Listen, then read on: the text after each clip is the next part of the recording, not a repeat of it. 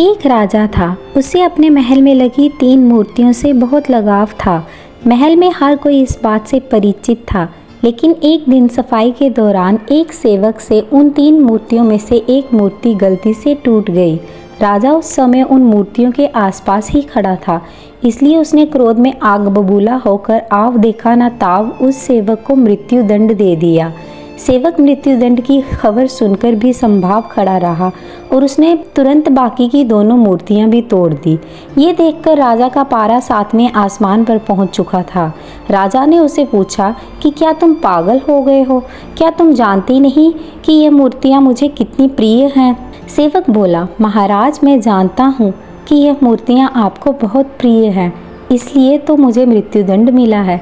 राजा हैरानी से उसकी ओर देखते हुए, फिर तुमने ऐसा कृत्य क्यों किया? सेवक ने कहा, राजन, ये तीनों मूर्तियां तो मिट्टी से बनी हैं और मिट्टी को तो आज नहीं तो कल मिट्टी में मिलना ही होता है।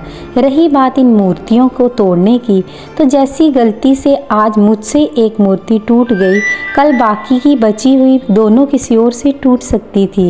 राजन, मुझे तो एक मूर्ति को तोड़ने पर मृत्युदंड मिल ही चुका था, इसलिए मैंने बाकी की दोनों भी तोड़ दी ताकि अन्य कोई मृत्युदंड से बच जाए।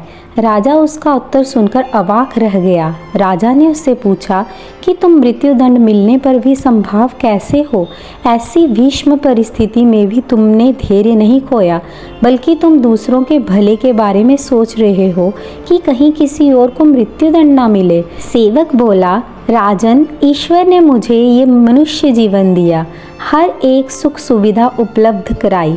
जब जीवन और सुख सुविधाएं ईश्वर ने दी हैं, तो अगर उसने कुछ कटु अनुदान दे भी दिया तो उसकी नियति पर शक नहीं करना चाहिए। जीवन और मृत्यु पर केवल उसका अधिकार है। यही सोचकर मैं सदैव संभाव रहता हूँ।